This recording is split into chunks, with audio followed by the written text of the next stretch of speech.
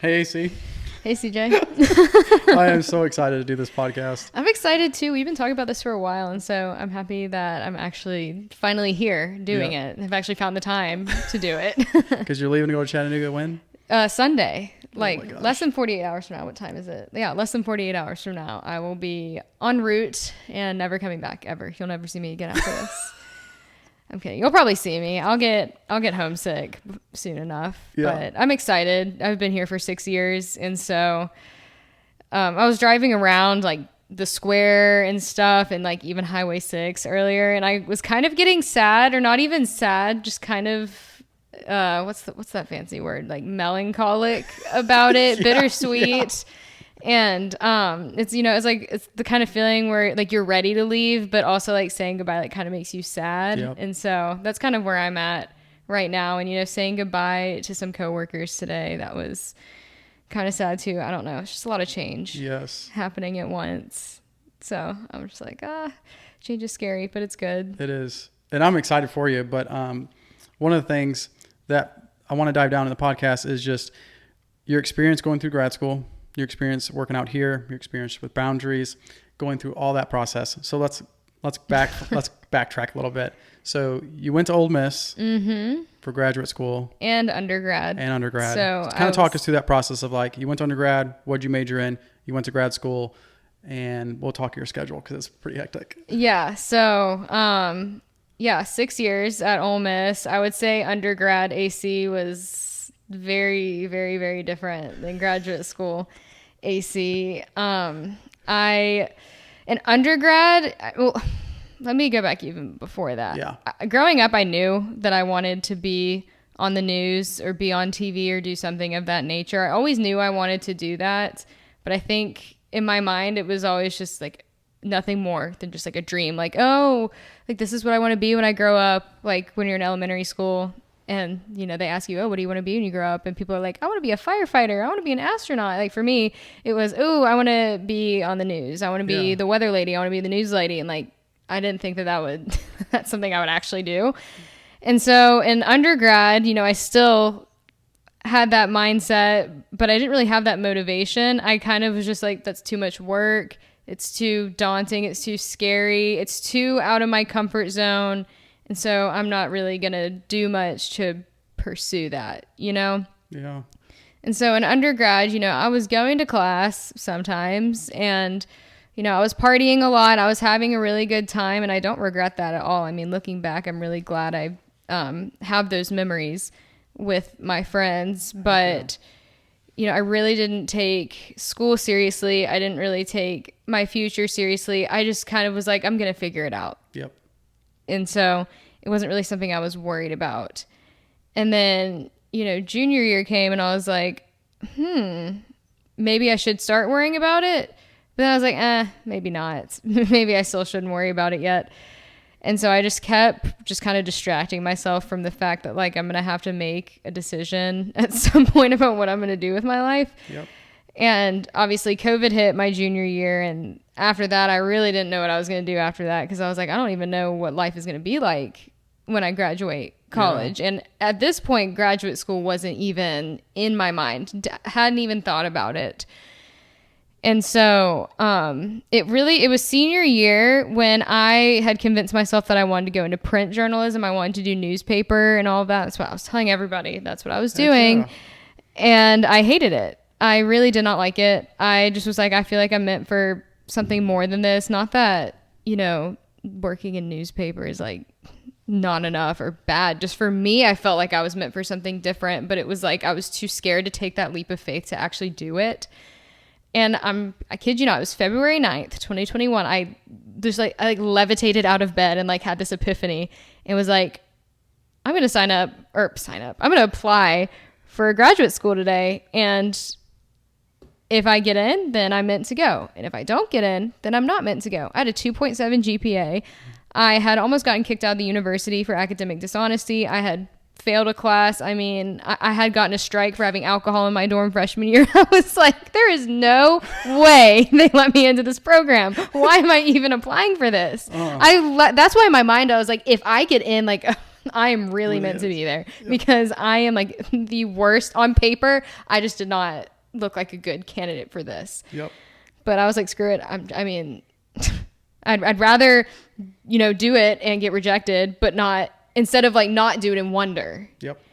And so I applied and was like, I wrote my essay and I did XYZ. I had to turn in my transcript and I looked at it and I was like, ugh, that's not pretty. Yeah. And then in April, like early April, I get an acceptance email and I was like, wait, hold on. Am I allowed to use curse words in this podcast? We'll try to stay away because I have to put on explicit. Okay. What the F? Are you effing serious? I was like, I can't believe this. I called my parents and I mean, I think they were just as surprised as I was. I told my friends and I think they were too. Yeah. And I was just like how? Yeah. And I had grown a good relationship with the chancellor. And so I think that obviously he had some say in that. And I think he saw, potential in me. And, pretty much he, in a sense, was like, we're not letting you in because of like your academic records. Like clearly we're not. But we think you have a lot to bring to the table in this program. So, we're going to take a chance on you pretty much. And pretty much the condition was, if I didn't maintain a 3.0 or above GPA, I'm out. And so that was definitely the push I needed to like really like work hard. Yeah. And so I finished undergrad and I was like, okay, August 2021, I am like down to business. I'm taking things seriously. I'm going to take my mental health seriously, my physical health, my career, my future, school. Like I had my fun. I'm done, messing around. I'm like, this is why I'm here at this point. And I just had this complete change in myself. I had motivation to actually like want to do well and see myself be successful and, do the thing that I was too lazy to do a year before.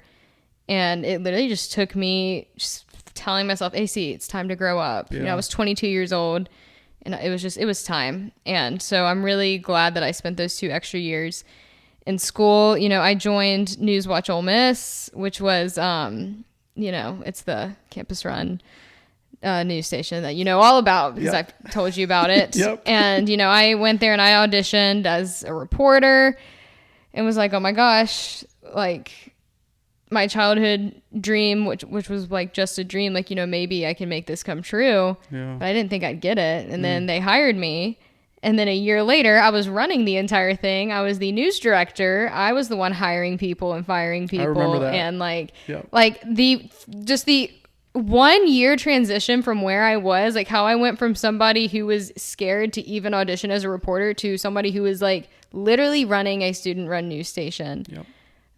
I could not, believe what I was capable of. I didn't think I'd ever be capable of that. And so I was like, if I'm capable of doing that in a year, after 4 years of pretty much doing nothing, like there is nothing I'm not capable of. And so, a month after I started the news director job, I reached out to the local news station in Tupelo, WTVA 9 News, and I was like, hey, I'm a graduate student, but I'd love to start working ASAP. So if you've got an opening, I'm your girl. Yep. And, after a 2-month process, my weekends consisted of me working from 1 a.m. to 8 a.m. anchoring the news. Yep. I was literally living my dream. The thing that I said, oh, I want to be this when I grow up. Like I was like actually doing it.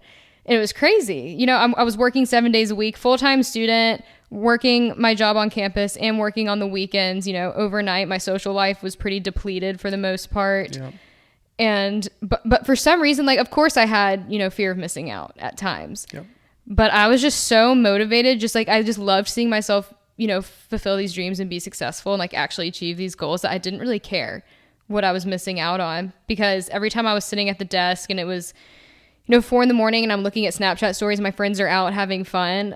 I'm like, yeah, they may be out having fun, but like little me who said, I want to be a news anchor when I grow up, like, well, I'm actually doing that. Yeah. And so, it's a good feeling. And just to see where I am today, just how much I've progressed from, who I was when I started out in college to who I am now anybody who I just want to tell anybody who thinks like, oh, it's too much work. I don't have any dreams or aspirations. Like I'm not going to be anything. Like if I can do it, you can do it. If I can make that much change in myself in 1 year, you can do it in 4 years. Yeah. Anybody can. You have to want it for yourself. You have to be doing it for yourself and not other people. I was doing it for me. I wasn't doing it to impress other people. I wasn't doing it to impress my parents. I wasn't doing it to, impress my boyfriend or, whatever. It was all for me. Everything that you do, one thing that I've learned from this is everything you do, you have to do for yourself. Yep.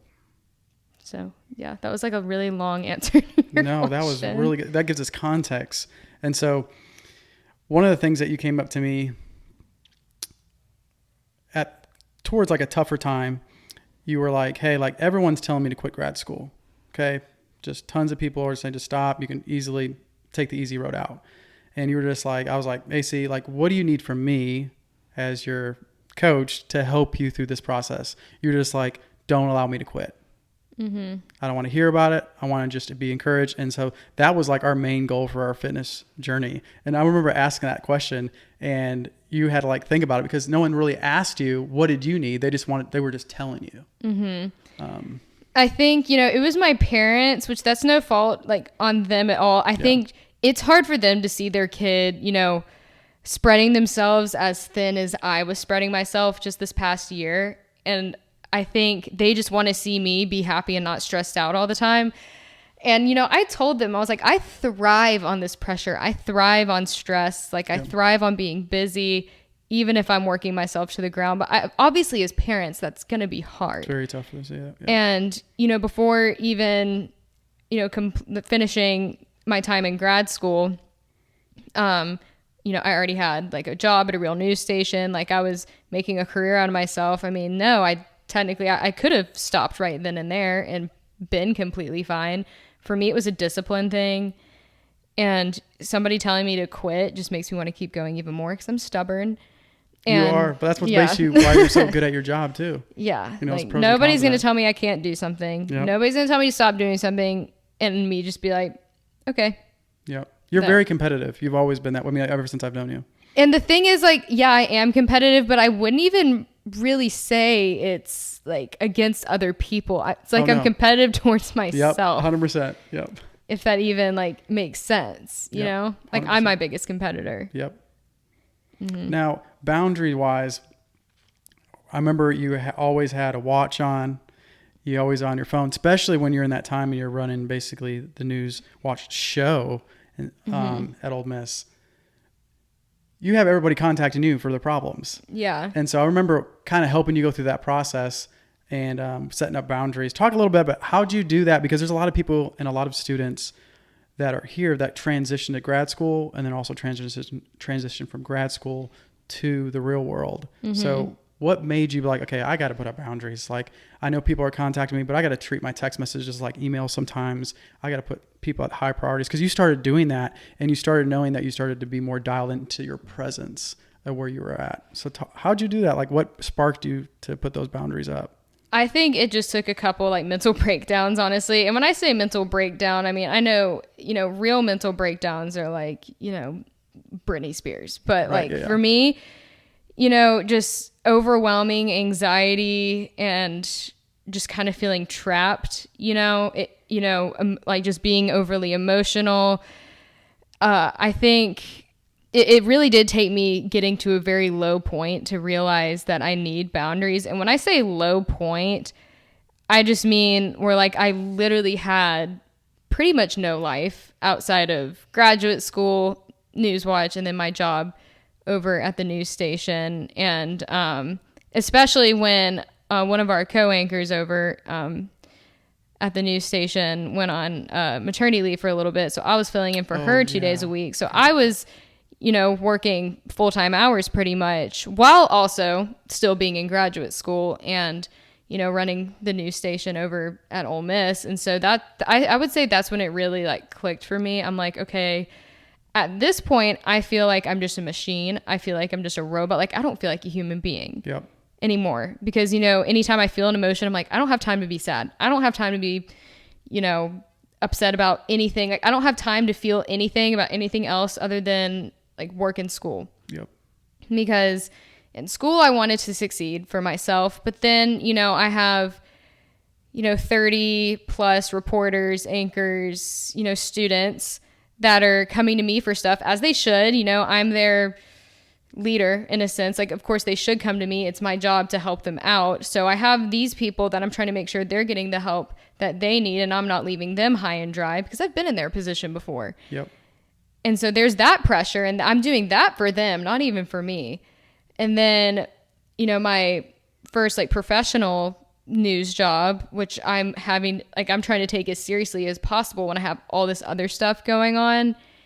It's like, it's hard to weigh out what's more important. And in the end, it's like, I wasn't even leaving time for mental health days at all, because I didn't have time for mental health days. Yeah. And then I remember finally one day, it was in the spring, I had just gotten off of working an overnight shift, I think maybe like the day before or something. And I just remember I mentally was exhausted. I physically was exhausted. My teacher knew everything I was doing, and luckily she had a lot of sympathy for me. I texted her one day. I was like, I cannot come in. Yeah. I can't.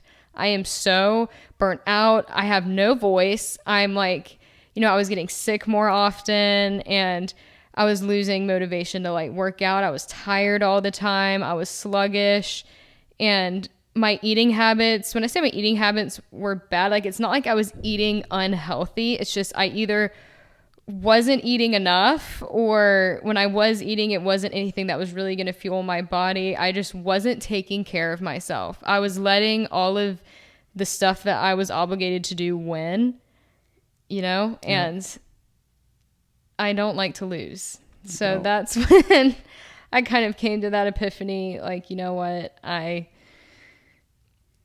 need to take a step back and like create boundaries for myself. I need to learn to say no. Yeah. And, you know, the people pleaser mentality that I kind of have too, that's something that I still to this day suffer with.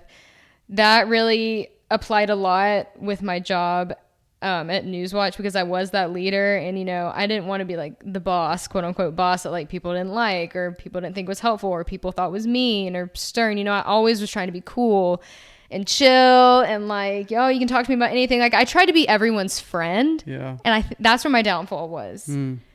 Was like, I wanted everyone to like me, and I wanted, you know, everybody to see me as a friend, when in reality, that's not realistic. Yeah.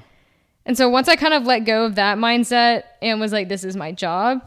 I mean, if I'm their friend, great. But if they don't like me, tough. That took a weight off my shoulders a lot, mainly pertaining to the Newswatch job. As far as graduate school goes, I was just really lucky to have, you know, teachers who were understanding of my really busy schedule, and they were able to work with me. Yeah. Just because, you know, they saw that I was already making a career out of myself, and, you know, the university's journalism program is phenomenal. And obviously the professors working with me, making sure I'm successful, but both inside of the classroom and outside of it, you know, finally me going to them and being like, look, I'm feeling really overwhelmed. Can you help me? And they did. Right. And so taking that step was scary, but it ended up helping me a lot. And then I will say I still continued to spread myself pretty thin over at like the real life news station that I work at, just because the job was so important to me. And I just felt so lucky to have it. And I wanted to continue getting better and getting that experience. So I will say I don't think I did the best job of necessarily creating boundaries there, but I don't really regret it, because I've improved so much. And I almost feel like I kind of did my time. And now this next job that I'm going into, you know, it's Monday through Friday. It's daytime hours. It's not overnight hours. But if I'm ever thrown into a random overnight shift, I'll be prepared for it. As opposed to if I hadn't taken that job, I wouldn't be prepared at all. So I kind of just look back, and instead of being like, oh my gosh, I drove myself to the ground, why did I do that? You know, I look at it with a good mindset. Like, you know what, maybe I could have set better boundaries, but I'll learn my lesson from that. Either way, some good came out of it. I gained a lot of really good experience, and I can carry that with me into my next job. Yeah. I remember like even to this day when you had that, like that emotional breakdown when I remember you walking in the door, it was just me in there. You look around to see if anyone's in there and you just cry. Yep. And I'm just like, I've never seen you, because you usually, you have a poker face. You're chill. You want to be well liked. You want to be well put together. It kind of goes back to that. I have the same thing, people pleaser too. And I was like, all right, AC, we're going in the back room and we're going to go talk. And we talked, and it was one of the things that you said that really resonated with me that I felt when I was going through some rough times too, was you're like, I'm just too emotional. Like you started not validating your feelings. And I was like, no, AC, like you're just tired. Yeah. And you need to put up boundaries. Yeah. This job, this is the first time in my life that I've normalized for myself going 24 plus hours without sleep and being like, oh, it's fine. And if anything, like, and I'm not proud of this, I've been like flexing it, like been bragging about it, which like, that's not something to brag about. Like Nope. Treating your body that terribly is not something to brag about. That is so good. And I think it was kind of a coping mechanism for me. It was kind of me telling myself, oh, I'm a machine. I can do anything. Like I could not sleep for a week and be fine. Like nobody else can do that. Right. Yeah. But it wasn't good what I was doing. But I guess for me, it just made me feel like a really hard worker. And so I think with, putting my body through something it wasn't ever used to, I experienced so many new feelings and emotions and levels of anxiety that I didn't even know could exist. Yep.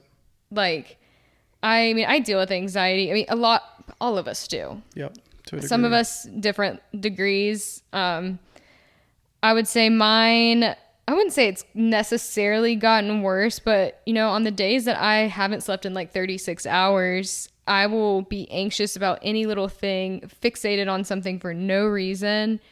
And it's taught me to be self-aware. Anytime I feel that way, I can remind myself, okay, you're just extremely sleep deprived. You don't actually need to be worried about this, but you are, and that's okay. And this is why you feel that way. There's nothing wrong with you. You just haven't slept. Man, that's a good internal boundary. Yeah. And holy cow. Yeah. And so it doesn't necessarily make it any more comfortable, but it does kind of help me write it out a little bit and just kind of remind myself, hey, you'll get to sleep soon. Yep. For example, what time is it? It's 11:46. I've been up for 22 hours at this point. Again, I know I sound like I'm flexing. I'm not. I just have been up for 22 hours. Yeah. Yeah, because I woke up at like 1 p.m. yesterday. Usually on days that I know I'm going to be working overnight, I try to like just sleep the day away as much as I can. So I've been up since like 1 p.m. yesterday. Then I, drove here, worked overnight, and then now I'm here. And I still have other stuff to do after this. And because you're in the transition of moving, you're getting ready to go. Yeah, I just have crazy. a lot going on right now. And I think the adrenaline is keeping me awake more than anything. In 5 minutes, I'm going to be like, like passed out. But ultimately, I've learned a lot about myself, and I've learned that I can, take on a lot, and that I'm capable of doing a lot and doing things that are hard. If you would have told me like 3 or 4 years ago that I was doing all of this right now, I'd be like, yeah, there's no way. Yeah. You just laugh. You're like, huh, that's not me. Yeah. So like, it's mixed emotions. I'm proud of myself for how far I've come, but then at the same time, I'm like, okay, like you need to be a little nicer to yourself. Because it's just not maintainable for long term. Short term, yes. Yeah. But long term, it's just, I think you started to see that. And I think through this process, you've seen how important sleep was. Mm-hmm. Like, is that right to say? Yeah.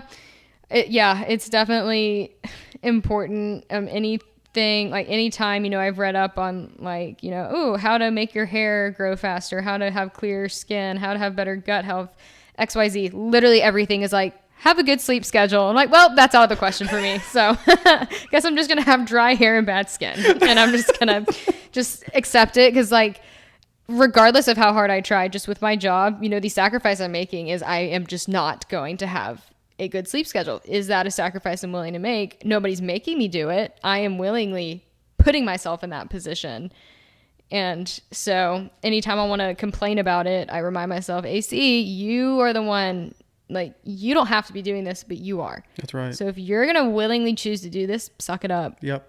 because it's not going to help you anyway. And that's, once again, another good boundary that you started really having these tools in your pocket, what I would say in your pocket, in your brain pocket, to like, when you do go down those rabbit holes, you know how to talk yourself like, hey, the emotions you're feeling are right, but this is the position I'm in and it's not for long term. Yeah, it's definitely taught me a lot of self-awareness, for sure. A lot of self-awareness that I did not have before. You know, when I was dealing with anxiety before, I very much allowed myself to kind of spiral and, yeah, like you said, go down this rabbit hole and kind of not really have my feet planted on the ground and kind of just be living up here instead of like right here, right now. And so as I've had to deal with different levels of anxiety I hadn't ever experienced before just because of that lack of sleep, it was kind of a blessing in disguise, because it has made me a lot more self-aware. So whenever I feel it coming, you know, instead of just absolutely just throwing myself into it and like letting myself get so like tied up with it, I kind of tell myself like, okay, here we go again. Just write it out. Like, you're fine. You're just tired. You're just this, you're just that, you're just stressed. And so having that self-awareness, even though it doesn't just make it go away, it doesn't just make the problem go away. It helps you have a more sane mindset about it, more rational. And that's like the misconception of anxiety. They think by you putting up these boundaries, putting yourself in a better environment, like, it doesn't mean that anxiety is going to go away. You just learn how to handle it better. Yeah. One thing that I've learned, and this might be different for other people, but I feel like a lot of people could relate to me with this, is anxiety, I wouldn't say is something that's cured. It's not something that just goes away. It's not just like, oh, well, you know what? I don't deal with anxiety anymore. You just learn how to live with it. Yep. And it, you know, takes less of a toll on you. It consumes your life less. It's always going to be a part of you. But if you just learn if you learn ways to like cope with it, you know, it doesn't take over. And I think the biggest problem with a lot of people is they think that these quick fixes are just going to make it go away. And I think that people being in the mindset of saying, I have to find something to make my anxiety go away and never come back, I mean, it's just making it worse for them, because it's an unrealistic expectation to have. If you accept the fact that anxiety is a part of who you are and you accept it, and, you know, instead of letting it control you, you take control of it, like, that's when things turn around. That's when things get better. Yep. That's where the power lies. Mm-hmm. And oh man, I'm so glad you said that. It is so good.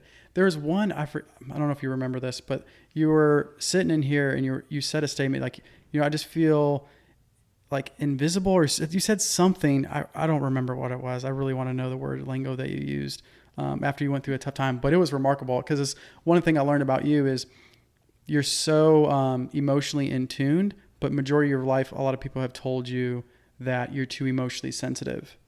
Mm-hmm. But I argued, just based off the experiences I've had and the mentors that poured into me, that you're just actually really smart with your emotions and you know how to express your emotions. And that turns people off that are around you, because now they have to deal with their emotions. Yeah. And I think it really has a lot to do with how you're raised. I grew up in a household where we were encouraged to show our emotions. If we needed to cry.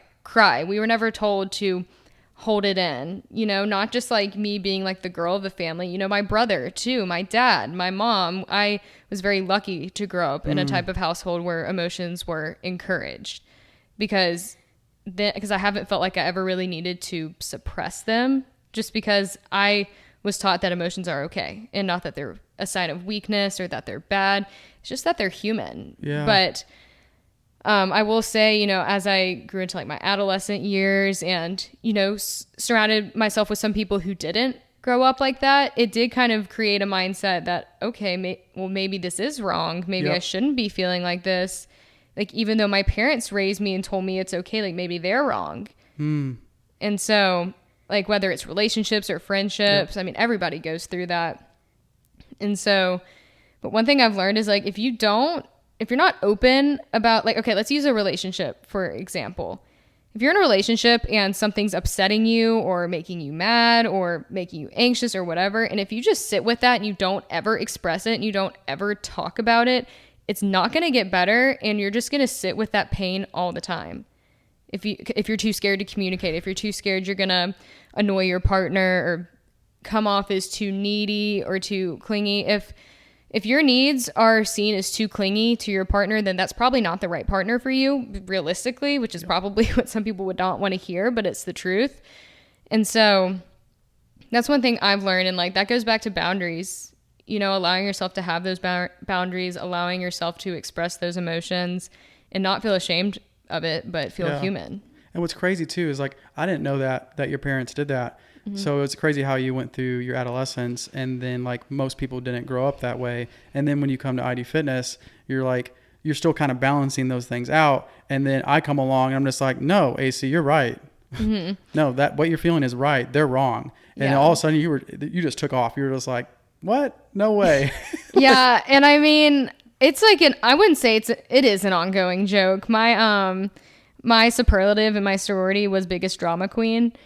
And that's just because I never held back my emotions. Yep. I never did. And like when I felt them, I really let myself feel them. Like you have to do that. Yep. If you're sad, like don't just tell yourself you're not sad. Like sit with it, feel it, like hurt as bad as you can, because you're not going to hurt for as long. Yep. And you're going to pretty much like just like purge out those feelings, and then you're going to feel so much better afterwards. And that's something that I think is hard for a lot of people. Even for me, it's hard. Oh, yeah. Sometimes it's uncomfortable. Oh, you were mad when you were crying in here because you're like, I do not cry. And I was like, AC, I was like, you should cry. I mean, I'd cry if I was in your position. Yeah. I think being in a position of leadership like that, I didn't, you know, I had people coming to me crying because they were stressed. Yeah. I couldn't be the one crying. I had to be the one helping them. Right. And so in the end, it's like, okay, well, who's going to be my shoulder to cry on? I'm these people's shoulder to cry on, so who's gonna be mine? That is so good. Yeah, it's so important for no matter how high up in leadership that you go, that you have other people that you can turn to and express yourself. And like no one is above that. And society, society is a mixed bag when it comes to this stuff. Yeah. You know, you'll have one group being like, yeah, get those emotions out. Like everybody should, men, women, you know, whatever you are, like you should do it. And then, you know, there is that other population of society that's like, nope, suck it up, like rub some dirt on it. Like you'll be fine. And I will say sometimes there are moments like that where I really do need to tell myself that. Yeah, of course. Yeah. There's content situations where you're just like, no, like now is not the time. Just like when you're in grad school and you're, you know, staying up all night, you know, doing the jobs on the weekends. This is like, you told yourself, I need to suck it up. Yeah. Like I'm almost done. Yeah, exactly. It's like those are situations where you just don't quit. Like we're talking, you were on the other side. You were the other extreme. You didn't have a problem fighting through stuff. We had to actually tell you to stop doing that. Yeah, exactly. And that's what I've noticed too, even with coaching you, just to give you context, AC is very strong. Like she threw all her numbers, everything we did, she passed every test we've had. And so once she was going through that process of the crazy schedule that you had to go through grad school, to have multiple jobs, to get the career that you landed in Chattanooga now, it's like, I actually had to tell you to stop. Like, hey, like, CJ, I don't think I'll be able to come into my session today because I had this happen. Coworker, they can't show up. I need to go. I'm like, sweet, go rest, go to sleep. Are you sure? I can come in to work out, because you will. That's the crazy thing. I've seen her come in dog tired, coming to work out when she just needed to sleep. Yeah. And then I think that was one of the coolest things I've ever experienced is once I started gaining your trust a little bit, just to make sure I was safe, you know, that you started like, no, I'm going to rest. I'm going to do this. And you actually started telling me, and I was like, this is awesome. This is what I wanted, because I always had to kind of like reiterate, like, no, you can go rest. Like, hey, see, I'm going to get my hair done. Go do it. Like, please, like you barely ever miss workouts. Yeah, exactly. And I mean, working out, I mean, obviously it's, you know, stay in shape and whatnot, but I'm coming here because it serves me. And if I feel like I'm going to be walking into this gym and it's not going to serve me that day, I'm not going to, you know, waste my time doing something that's not going to serve me when doing something else could serve me, whether that's, you know, resting or just going for a light walk with my dog, you know, something that's going to help me just mentally decompress just with how chaotic everything going on is. But then sometimes it's the opposite. Sometimes exactly what I need is to come in here and just blow off some steam and, you know, lift some weights and kind of get some anger out. Right. Sometimes, because you've heard me, like, as I'm squatting, I'll be just like complaining about something like very angrily, and I'll like, hit my PR. Yeah, you will. You're like, CJ, I don't think I'll be able to do this. And then you hit your biggest numbers you do on back squat. Yeah, whatever. I just think about something that's really making me mad, and it always works. Now, talk a little bit about, so I'm a big fan of this just because I've seen it work so successfully. Just with the clientele we have in here in Oxford, it might be different in different cultures, different locations, but fasting. You're doing fasting. Talk a little bit about that, how you do it, especially with the schedule you had. I think it was really helpful. So I had known about intermittent fasting for a while, obviously, and I'd loosely done some research on it. But it wasn't until about, I'd say 5-6 weeks ago that I really was like, okay, I'm going to do this, like download an app and really just learn, like do my homework about it and everything. And so I think in my mind, when I, years ago had even read up on intermittent fasting, I was like, okay, I have to stop eating at 8 p.m. and I cannot eat again until 12 p.m. It has to be like that every single day. And like in my mind, I was like, that's just not feasible for my schedule. But then what I realized, fasting isn't about your feeding window time. It's just about how long you go without eating. Right. And it doesn't matter what time of day it is. Now, I could be totally wrong. If you are like the CEO of intermittent fasting and you're hearing this and I am just wrong, don't come for me. This is just what has worked for me so far. But, if let's say I go out to dinner with friends and I stop eating at like 9 p.m. Okay. I'll click my little start fast timer thing on my phone and, it'll basically give me a time of like, okay, here's when you can eat again. And, it might be 9 p.m. to 1 p.m. the next day. The day after it might be, I might be done eating at 7 and then I can eat 11 the next day. It's, you can work it around your schedule. Like if you really like are serious about it. And that's what I've been doing. And for me, it's a discipline thing. Like obviously I'm loving the benefits that come from it. Like more muscle tone, better focus, better digestion, sleeping better, all of that. But just the discipline that comes with it, it's like a little win. Like, oh my gosh, I completed my 16-hour fast. And when you do eat, not that guilt should be associated with food, but like inevitably it is, especially for women. Yeah. It does kind of take away that guilt, I would say. But I will say something like a challenge that has come with it is like, binge eating. It can be really easy to do that because you're like, oh my gosh, I haven't eaten in 16 hours. I haven't eaten in 18 hours, 14 hours, however long you went, 20 hours. I've done that before on accident.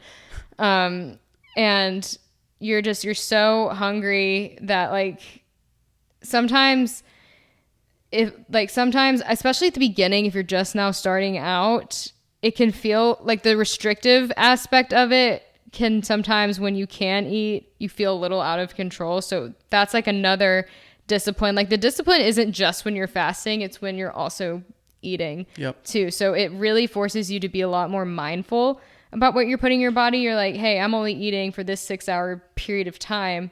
Make it count. Make it be something that's actually going to fuel me. Make it like, protein, healthy carbs, healthy fats, don't make your fast be up and then you go straight to like McDonald's or something. Right.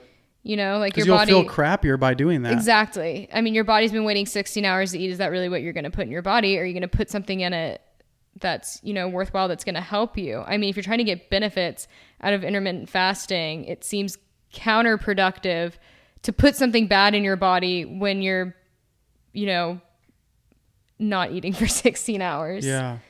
And what's crazy too is by you fasting and doing those things, and I think you've experienced this too, and I have too, because I've tried fasting, is when you do put that crappier food in your body, you feel twice as bad because your stomach is empty. Oh, 100%. And I'm not sitting here saying like, oh, every time I fast, I only eat kale and avocado when my fasting is over. No, there have been plenty of times where my fast is over and I'm like, man, I can't wait to eat this whole entire pizza in one sitting. Yep. And then I felt terrible afterwards.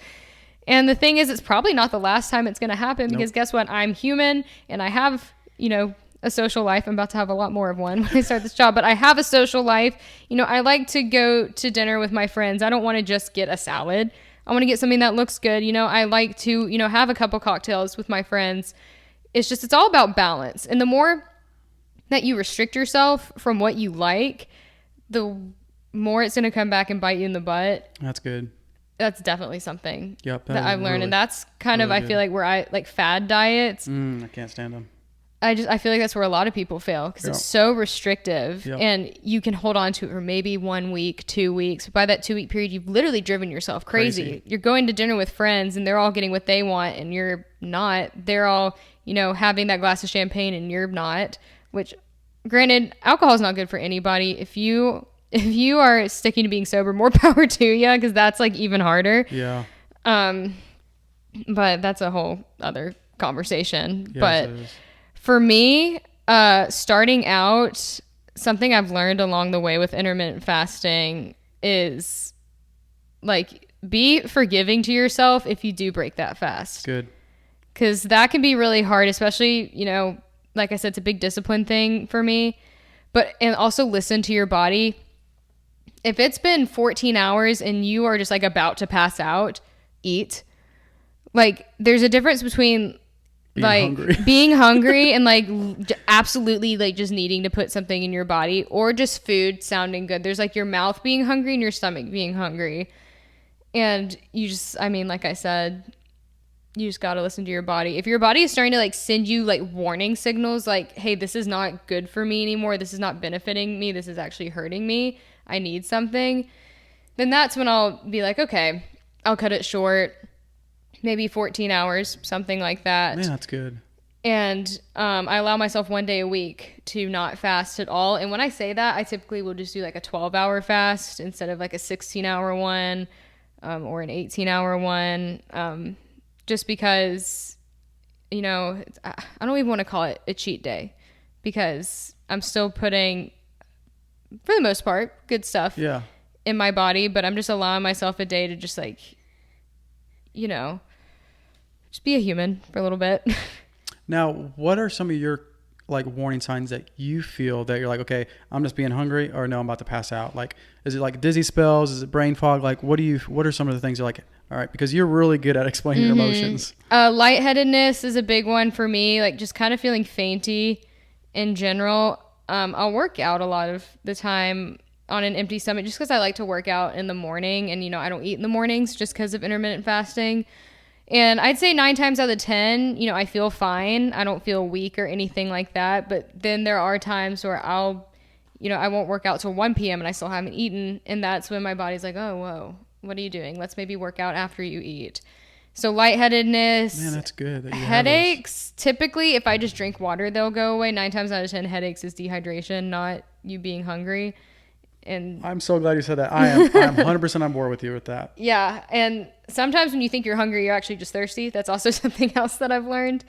And so headaches, I'll usually just drink water and that'll go away. But dizziness, lightheadedness, irritability, I wouldn't really say that's a warning sign, but that can typically be a warning sign for a warning sign. I like that. Like once you start to feel yourself like get really irritable and kind of like emotionally unstable almost, that's when like your body's almost at its breaking point. And so that's when you kind of need to prepare like, okay, I may need to eat something soon. That's good. Like I said, it's really all about listening to your body and you just fighting through that. Oh my gosh, that Taco Bell looks so good on TV. That pizza sounds so good right now. Like food sounding good versus being like genuinely hungry. That's a discipline thing that I've had, kind of help myself through as I've done this intermittent fasting journey. But also, toxic diet culture that's kind of, what was it, Paris Hilton that said it or somebody said nothing tastes as good as skinny feels. I'm not on board with that at all. That's really good you said that. Yeah. And so I just want to make very clear when I'm saying all of this that this isn't about, being skinny or weight loss. This is purely like if you are wanting to intermittent fast and it is challenging for you, these are just my tips to help you get through those challenging times. It's not for weight loss. It's purely for, the blood sugar level benefits, insulin, focus, metabolism, et cetera, all the good things completely aside from weight loss that come with holy cow intermittent fasting. I want to make that very clear because disordered eating is a completely different ball Man, game, yeah. you know. And I'm not going to sit here and say that for some people intermittent fasting, it could lead them down that road. And that's another thing that you have to listen to your body too, you know. And I think a lot of it has to do with just paying attention to, you know, how much you're eating in your feeding window. Like if you find yourself just eating one meal a day or just eating something light and not really like if you're finding yourself eating under 1,000 calories pretty much, like that's when I would consider that a warning sign. So intermittent fasting, I would not say is for everybody, especially if you have a history of disordered eating, it might not be for you. Right. It's not a one size fits all thing at all. I've, you know, had to figure out how it works best for me and my schedule. And if I feel like it's leading me kind of in a bad path, I'll kind of step back. Because, I mean, the society we live in, there's just so much pressure. So it's kind of easy to fall in that rabbit hole. Yeah, I have one girl who does 2 fasting days because based off how busy she is on those specific days. And then she does 2 days where she does strictly carnivore. Mm-hmm. And so her goal was to lose weight, but she was like, I just can't do it every day. There's no way.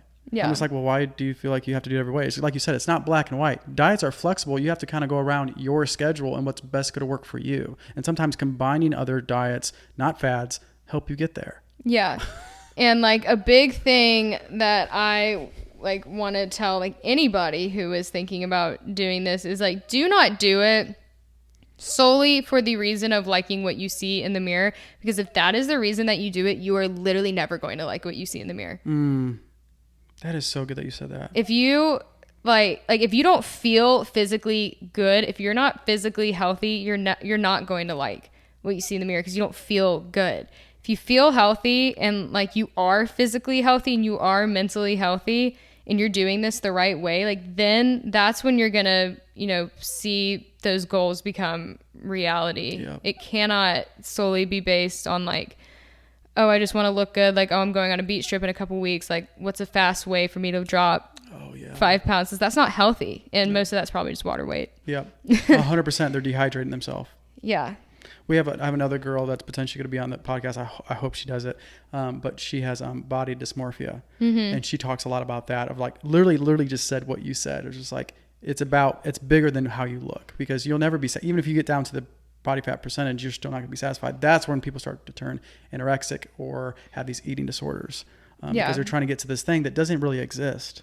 Yeah, body dysmorphia is definitely something that a lot of people deal with, including myself. And it's not something that just women deal with. It's something men deal with too. Yep. It's just like I guess a different degree just because, you know, we have different societies throwing these different expectations on us. But for me, it's something that I've dealt with for years. It was really bad during COVID, but I definitely say it's gotten better. And the reason it was so much worse for me during COVID versus now is because during COVID, I wasn't really working out a lot. I wasn't eating well. I generally just did not feel good. I didn't feel healthy. So therefore, you know, even if in the mirror I look the exact same way I did now, I didn't see myself that way because I knew that I wasn't, you know, being healthy. But after that, even if I stepped on the scale and had gained 5 pounds since then, if I was working out, you know, 4 days a week and eating healthy and, you know, treating my body the way it should be, I immediately liked myself, like what I saw in the mirror more. And I'm not saying that that's just going to fix everything. I think social media plays a very, very, very, very large role in body dysmorphia in people, women especially. And they lie a lot on social media. Oh, Facetune, editing. I mean, I'd say a good 95% of what you see on social media has been altered somehow. Significantly. Yeah. I mean, Not just a little bit. And like some of these, you know, women and men who are supposed to have people look up to them and they're editing their pictures. And the thing is, it's not like you can blame them for it because society's also putting that pressure on them. Like they feel like they have to, and that makes us feel like we have to. And it's just a vicious cycle. And so it's tough. I mean, it's tough out there. And I mean, I'm just thinking about what life was like before social media. Man. Like, you know, we didn't have all these people to compare ourselves to literally anytime we looked at our phone. Nope. I remember still getting my first phone in 7th grade, and I was so less anxious. Yeah. You got to see people. You were more excited to talk to them. You had more to talk about. Yeah, talk a lot exactly. about that. So intermittent fasting, you talk about your schedule, how hectic it was, pretty nuts. How did your mindset shift from fitness? Because you had a mindset when you came in about fitness of how many times you wanted to work out and you didn't want to miss a workout. But with your schedule, did you have a shift in that? Or like, no, I just need to rest. Like, when did that start coming? Was that your low point too? I'd say my low point. And when I had more free time, obviously it was easier for me to be like, oh, I want to work out 4 days a week at this time on these days. Obviously, when you are working 2 jobs and you're a full-time graduate student, that's a little bit more difficult. And I think for me, it was easier to just kind of give up on the whole thing and just be like, you know what, working out's just not in the cards for me. I'm just to be one of those people that doesn't work out. But then I remembered I used to be one of those people, or like, I mean, working out's different for everybody, but like I wasn't working as hard as I am now. And I didn't want to go back to that. For me, it just wasn't fulfilling. For some people, it might be. For me, it wasn't. That's when I felt the worst about myself. That's when I think I looked and felt the worst. Yeah. So I was kind of like, you know what? Even if this means having to carve out time and, let some of my other outside stuff, whether it's work or school, not say let it go, but just not make it a priority 24/7. Man, it's so good. I'm going to feel so much better. Like physically and mentally, I'm going to feel so much better. But I think not, not restricting, like pretty much forcing myself to stay on like this time, these days a week, letting my schedule be more flexible, put less pressure on me to have to like move other stuff around. And, having somebody to work with who is able to work with my flexible schedule really helped too. And so that's kind of also what motivated me to get a trainer, because I have somebody to not only hold me accountable, but just kind of like check on me sometimes and be like, are you okay? Yep. Because sometimes I wasn't. And so that was really helpful. And so I'm really glad that I did that. It was kind of like, having a coach that kind of helps keep that a priority when I have so much other stuff going on, and it's really easy for it to slip my mind and not make it a priority so much. Yeah, I remember when we're working through your schedule and trying to figure out balance and what that will potentially look like for the season that you were in. We're just like, hey, how about we work out, mandatory 3 days a week, but then you have that one day where it's just flexible. And it's just like, that's where the day, like you can come in if you want, but if you're tired or if you want to go out with your friends or whatever it may be, you go do that. Yeah. And man, I love that. And I think that really worked out really well for you. And majority of the time at the end, you actually started taking it just to take it. Because one of the things I realized about you, and I mean, you have always known, but you're very social. You like to be around your friends. You love your family. You love being around people in general. Like you get energy from that. And so when you're stuck in a work environment that you were in and you're kind of by yourself a lot of the time, it was really hard for you. So kind of talk a little bit about that, because there's a lot of women who I know, even in the gym and out of the gym, that are extroverts who love that stuff. Yeah. So I would definitely consider myself more of an extrovert than an introvert. I will say with this job, I wouldn't say I've become more introverted, but I've taken on more introverted qualities, just because my job is very isolating. I get to the news station at 1 a.m. Nobody else is there. Right. The meteorologist comes in at 2:30. He or she, they're over at their desk on like the complete opposite side of the room. And then the guy that talks in my little earpiece, he's in a completely different room. So I'm completely by myself. And then during the day, when people are awake, I'm asleep. Yep. So I'm not talking to anybody. So when I'm awake, nobody else is. When I'm asleep, everybody else is awake. And that was hard. I'm not going to sit here and be like, oh no, like I just got through it. It was fine. Like, I mean, that was really hard. Surprisingly, it didn't really send me into much of like a very depressed state. I would say some weekends were harder than others, whether I was missing out on like a game or a wedding or, something that I wish I'd rather be at than work. But, I kind of, that alone time that I have, first of all, reminding myself it's temporary, but also, learning to enjoy it, taking advantage of it. That being alone more than anything is going to help you become more self-aware, because you don't have anybody else around you to tell you how you're feeling or to tell you how to feel or talking at you. You literally you're sitting with your own brain and your own thoughts, and like, that's it. And so the only person that can tell you anything is yourself. You become very in tune with your brain and your body and how you're feeling, both mentally and physically. And you learn to really enjoy that and really enjoy that alone time, because like I said, it's temporary. You know, I'm not going to have this forever. And, you know, yeah, my friends are out having fun. It's not like I didn't get to spend 4 years doing that. Right. You know, like those 4 years I spent always being around people. I've always been around people. I never really have had this long of a period of time to just be with myself.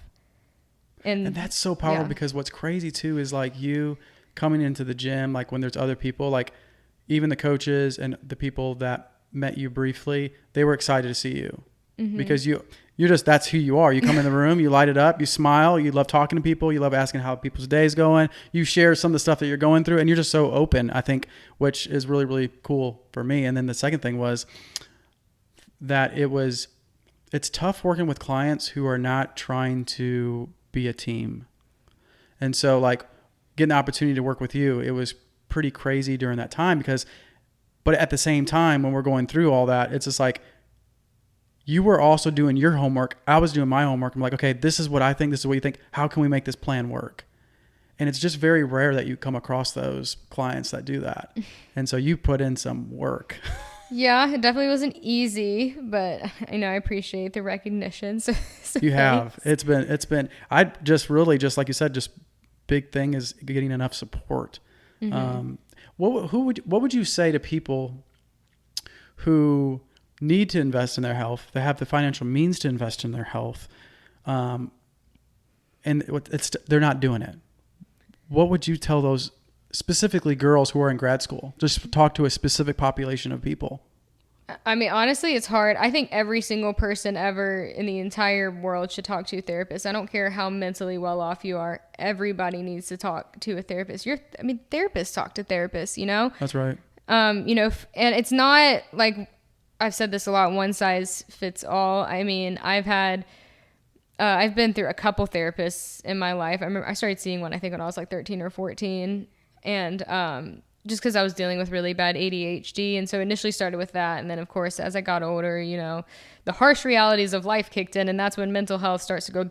Yeah. So started seeing a therapist after that. But, you know, none of the ones that I saw were like bad. Like I didn't like them. Right. It's just you click with some better than the others. Like the one that I'm seeing right now in Nashville, she's phenomenal. I mean, my first session with her, and I immediately felt like, oh my gosh, I can tell this woman anything and she will not judge me, and she will make me feel so safe and so comfortable, and like time flies by. Like I'm in there for 50 minutes and it feels like I'm in there for 10 minutes. Yeah.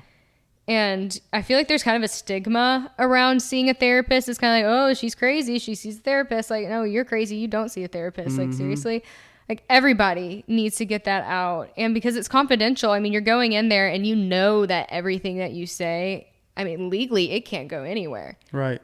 And so it's almost like writing in a diary, but like you have like your diary is responsive. They're giving you, wow, yeah. You know, they're listening to you, but they're also kind of like talking you through it and like digging even deeper in like a way that you're not capable of doing on your own. Finding the root of why you feel the way you feel that you can't find out on your own. And it also teaches you to be comfortable with being open. That's something that's really hard too. Yeah. Talking about uncomfortable feelings is, I mean, it's still hard for me. Yep.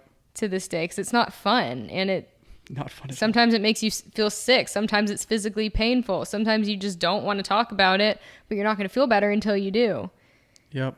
I mean, you're not going to grow, and you're not going to get the change you're looking for if you just stay comfortable and complacent for the rest of your life. Man. And what's crazy too is like you just gave a really good description that I think you articulated better than I could have done. Was when you're looking for a therapist, you need to click. You need to feel like time's flying. You need to feel safe. Like you mentioned all those things, and it might take a couple tries to find one. So don't just think one bad experience is it. Yeah, it's not. And like, even if you do find that therapist that you click with, I mean, for me, I just so happened our first session, I felt like a weight was off my shoulders and I felt great. But like, that's not the same case for everybody. Like if you have one, iffy session with a therapist, don't just be like, all right, well, I'm done with this one, on to the next. Like, give it a couple tries, you know, test the waters a little bit more. Don't be too dismissive. And it does take a couple tries to realize if it's a good fit or not. Me, it just so happens that the first try with this particular one really worked out for me. So it's everybody's experience is different. And I think that some people don't really understand that. I think people who are, you know, unfamiliar with seeing a therapist, maybe it's their first time, maybe they're, you know, nervous, but they want to try it just so they can, you know, figure out why they feel the way they do. That can be intimidating. Yeah. And I feel like a lot of people, it's very easy to go into therapy with the mindset of, oh, this is going to fix it. Like, all my problems are going to go away. Yeah, I'm so glad you brought that up. Like, they're not going to go away. I mean, they might hurt a little bit less. You may learn how to live with them a little bit better, but they're not going to go away. And that was kind of what I was saying earlier, you know, people thinking that, oh, anxiety, it can just go away. Like, no, it's just, you learn to live with it better. You learn to live a better life with something that's a part of you. And like, if if it's an experience particularly that's triggering something that you're going through, talking about that, you know, talking about every little heinous detail of it. I mean, that's just how, letting it out, you have to. It's like when you have food poisoning, you know, like, you got to throw up. Yeah. You might have to throw up a lot and it may suck, but you feel a lot better afterwards. You ain't kidding. That is so, yeah. And I'm so glad you brought that up, about how to decipher a therapist. That is really good. I think it's going to help out a lot of people, because a lot of people give up so quickly. And the thing is, I'm not going to sit here and say I haven't been in that mindset. When I first started seeing one, I was just kind of like, I feel okay leaving his or her office, but like, I don't just like, I don't feel this big epiphany, my life has changed, therefore therapy is not working. Like, no. Yeah. Sometimes it takes 3 tries for therapy to start working for somebody. Sometimes somebody has to go to therapy for 6 months or a year to start seeing progress. Like I said, it's not one size fits all. Every single person's journey is going to be different. And so that's why it can be really hard to talk people into going to therapy, because some people, they're like, well, what if I'm that person that it takes a year for me to start, you know, feeling some relief from what I'm suffering with? You know, I don't feel like going through all that work. Yeah. It's easy to fall into that mindset. Yep. And I totally forgot this. Like, you also had, there's plenty of other things that you had going on, but you also went through a breakup. Yeah. Like, through the midst of all that. And I thought that was really impressive of how you handled that. Like, it was remarkable how you did it, because you had no anger towards that person, to, you know, maybe for a short period of time, but it was like, you just process it well. Like, how'd you do it? Like, I was very impressed. I think for me, you know, I think I had no anger towards that person because it was the right thing to do. Obviously, I was very upset, and so was he. But I mean, the bottom line was we just weren't getting along anymore. You know, the relationship wasn't serving either one of us anymore. And of course, I was devastated when it ended, and so was he. But in the long run, you know, we're both just better off with people who make us happier, with people we aren't bickering with. And I think I didn't feel anger because, you know, in the end, I cared about him, and I want him to be happy. And I knew I wasn't making him happy. I mean, I consciously knew that I was not treating him the way that I should be. Wow. And, you know, taking fault for that on your own is like a hard pill to swallow, but I was self-aware of it. But for me, it was just like a hard time letting go, you know, because you think it's going to get better. But I mean, obviously it wasn't. Right.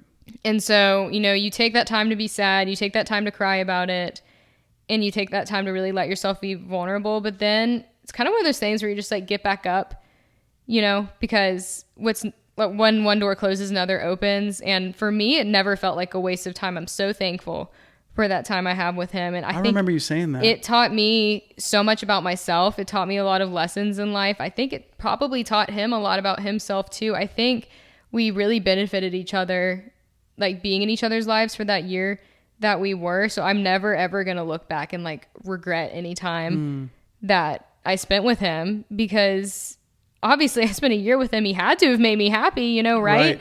And so that's why I didn't have that anger, because I was like, obviously I was angry with the situation, but I was just so thankful for him. Like, even if those, you know, romantic feelings are not there anymore, you look back and you're thankful for that person. Yeah. I think that was the most incredible thing, that when I was talking to you and you were like upset about the situation, about breaking up, but you also had so much compassion and love for him, for his future. You're like, I wish he does well. I hope he does best. I hope he finds somebody that's better, that suits him better with his, it was just incredible. Like, I was just shocked, because the reason why I was so shocked is because the context situation you're in, lack of sleep, working 2 full-time jobs, and you're going to grad school. So I was just like, that was incredible. Yeah. And the breakup itself, it happened like 7 hours before I was supposed to go on air, like to be on TV. So it happened like at night, and then I left for work like a couple hours later. So that was a really big challenge, because, I'm in like the raw emotional throes of a breakup. And I'm like, okay, well, I have to be on live TV in front of, thousands of people. And I can't be sitting here like talking about it, crying about it, like this is when I've got to turn on like robot AC, no feelings, machine. Yeah. And it was a good distraction. But I think, you get past those raw emotions and that vulnerability, and you kind of gain clarity, and you have this rational mindset. And that's when a lot of people realize, oh my God, I messed up. I really need this person back. Or, you know what? This was for the best. We weren't compatible. There was no future there. They're better off with somebody else. They're better off with somebody who's going to make them happier. Yeah. And once I gained that clarity, that's how I felt. And I think that's how he felt too, Right. And so I think in the end, it was mutual. Yeah, because you also too, like, even by you saying that, and I know you were upset, and I was like, just listening, but I'm like, you also like, what's crazy, like, you were so upset about the situation, but when you were like telling me about like his future and hope to wish the best for him, I was like looking back at my breakups, and then I'm just like, because there's like 1 or 2, I'm like, man, I probably shouldn't have dated. I'm like, no, I'm like, I learned so much from that. It completely changed like some of the people that I've dated previously. Yeah, it's never a good idea. I've learned to look back on exes and be like, oh my gosh, I wish I never met them. I should have never dated them. Nope. They came into your life for a reason. Literally, like, who you are right now is partly because of that person. Regardless if you dated them for a month or a year or 10 years or however long you dated them, they came into your life and they made an impact some way, somehow. Yep. And so now, granted, there are like special situations where people are like in really toxic, like abusive relationships. Right. And you're self-sabotaging. Yeah. I mean, that's a whole different ball game. And I mean, I guess the relationship that I'm referring to right now, I can't really compare that, because I mean, I didn't experience that really. We just simply towards the end of it just did not get along. We're just not compatible. So I'm lucky in the sense that I can look back on that relationship and be thankful for it and not have like, like trauma from it or anything like that. But I know that for other people who go through much more severe things, that can be a lot harder. And it can be really hard to look at a positive outlook from having that terrible of a person in your life. And so, I really feel for those people. Yeah, especially with abuse, and man, that would be challenging with that experience of just relationships in general. Yeah. And I think a big challenge for a lot of people, even if it's like a relationship that's not working out, or it is something as bad as abuse, it can just be very hard to let go.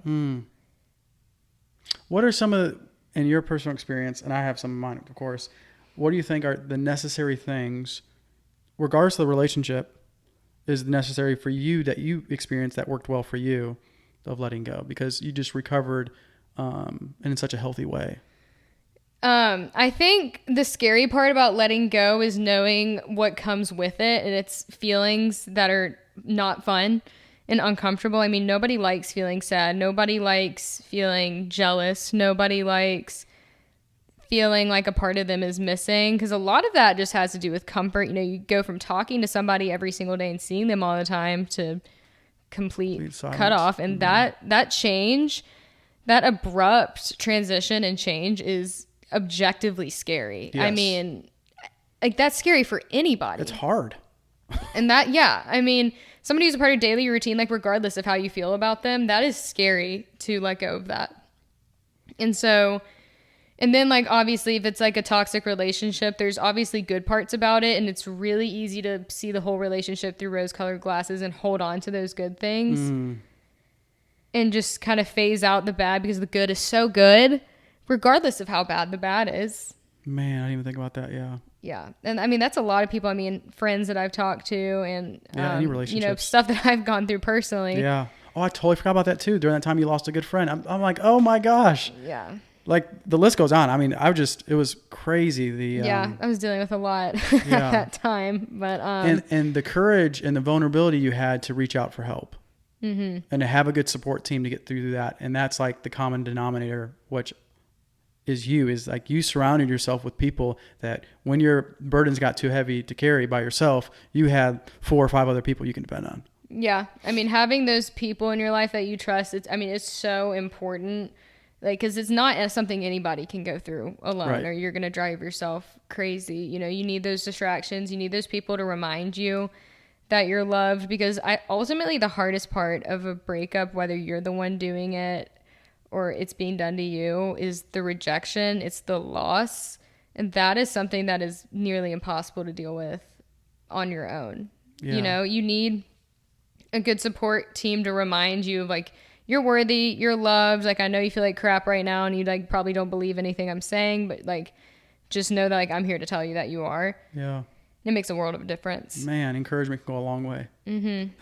And like, it just kind of depends. Like for me, like words of encouragement, like I need, that verbal affirmation that like really helps with me. So like if I'm feeling down and somebody, gives me a word of encouragement, like they don't realize how much of a difference that makes in my day. Because they don't know, like even like with some of their friends or some of your coworkers who have just a little encouragement they potentially gave to you, they didn't know you're going through all that stuff at that time. Exactly. And so that can mean the world to people. Me and Ben were talking about this in the last podcast or 2 podcasts ago, and we're just like, it's amazing to me of how little encouragement people need, but how little people give it. Mm-hmm. Like it's so effortless. Like giving somebody, like sending your friend a text, like just a simple, could be 5 words. Like word of encouragement that could completely change their day, if they're having a bad day. Yep. Like, thinking about you, praying for you, like even just like a good luck, you got this, like something so simple that takes less than 5 seconds out of your day. Wow. Can completely turn somebody else's day around. Yeah.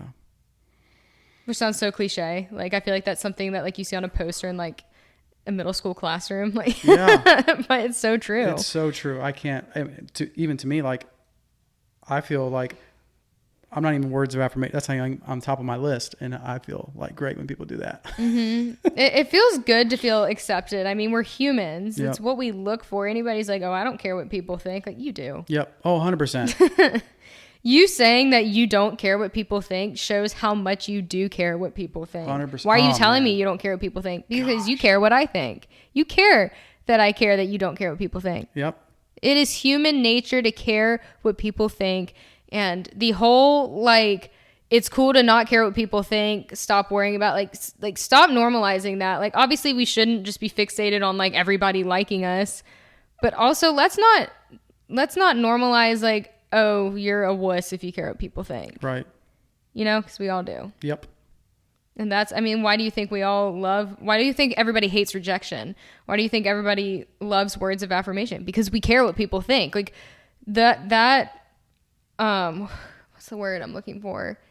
The it starts with a V, not value, but like vulnerability? Not vulnerability. Basically, okay, your own self-value. Obviously, you should, love yourself and find that within yourself and not solely rely on other people to, make you feel like you have self-worth. But if you just never, ever had anybody on your side ever, like giving you some type of push, that would be hard. Man. And two, I think naturally, because of how you grew up in your family and the emotional health that you had in there, also sets you up such good success to make friends quickly and to have that skill set. And a family and a person who hasn't been raised that way, it's going to be harder for them. But I always stress this enough. And for some reason, I don't know why people go this way, but they just blame everyone else for why they're not their friend. Mm-hmm. It's like, no, it's a skill. You have to learn it. And if you don't have friends, don't get upset about it now, but it's fixable. You can totally learn how to make friends and to be around people who are going to support you in love and encouragement and have those expectations to do so. And if you're not, and it's repetitive and it's habitual and you still don't have those friendships, the common denominator is you. You can't blame everyone else, regardless of the circumstances you've been through. And I think that's one of the things I really value about you is just like, you could have quit grad school. You could have stopped working out. You could have played the victim card, right? It would have been easy. And that's what's really, really encouraging just from and playing outsider. the victim card is easy. It is so easy to blame everyone else because I used to do that all the time. Same here. I used to it was never my fault. It was always everyone else's fault. It was always what they're doing wrong. And I poor me having to deal with it. No, hello. Spoiler alert, it was all me. And so, I mean, and that hard, once you swallow that really difficult pill to swallow, that's when your life changes. That's when good things start to happen. That's when you start to, see that change that you're looking for when you stop blaming other people. Right. Man, that's good. That is so good. Lastly, I want to bring this up because this is my favorite part. You have a Instagram account that's strictly for food. I do. Please AC Barker Eats. That's what I'm talking about. Oh my gosh. Now, tell the top 3 dishes, and we'll close on this. The top 3 dishes out of that page. Oh my gosh, that's hard. I have to look at it real quick. Let me pull it up. Hold on. That's a toughie. As you pull it up, out of the top 3 dishes, what are your favorite ones that you've cooked? Let's just say for this year. I would have to say it's so or hard. your top one. It doesn't have to be too crazy. For this year, I would say. Okay, so I made this toast like 2 or 3 months ago. It's just toast, and you get some pesto that you put on there. You spread some pesto on there and some burrata, and then I roasted some tomatoes and some garlic and some olive oil in the oven until they became soft. And then I put that on top of the burrata with some balsamic glaze, so kind of like a caprese toast. Yeah. I kind of just made up that recipe just for fun, and it turned out super good. So that might be up there on the favorites. But one that I really liked, just because I made it completely with leftovers. Oh yeah, I remember. Was this taco omelet? Yep. That I made. I had made taco bowls the night before with ground turkey and black beans and all the taco fixins. And I had a pretty good bit left over, and I didn't want it to go to waste. So I was like, I'm going to make an omelet. And so I just made an omelet, but I just put all the leftover taco stuff in there, and it ended up being fire. Absolutely fire. So that's definitely one as well. What's your last one? So Oxford, unfortunately, doesn't have a grocery store that sells sashimi grade fish, fish you can eat raw, but Chattanooga does. Oh, wow. So when I was there, I got some raw tuna, and I made some poke bowls, just some white rice with tuna, avocado, mango, shaved carrots, and corn. And it was so good and healthy. And it was, it wasn't super heavy. It didn't just make you feel just so miserably full afterwards. And so I think that was definitely your top 3. Top. So yeah, make sure you follow the page. She is a great cook, and I always try to throw her recipes too of hey, can you cook me this? A lot of it is just healthier versions of, I guess, food that's considered quote unquote unhealthy. A big thing for me, as I said much earlier in this, restriction is the biggest downfall for people who are trying to diet. Yeah. Instead, enjoy the food that you like, just modify it. And so that's what I do to stay healthy. Like I said, this doesn't have to do with, being skinny or, whatever. It's about feeling good and, taking care of myself. And, because I'm 24 now, I'm not 15 where I can eat whatever I want. It doesn't matter. I'm actually an adult now. Yep. So I do have to take care of my body, unfortunately. And so, I want my body to thank me when I'm older. Yep. And that just starts with, like I said, just modifying foods that you like. Cooking at home especially, helps with that. If there's something at Taco Bell that you really like, I love Taco Bell, but it's not that good for you.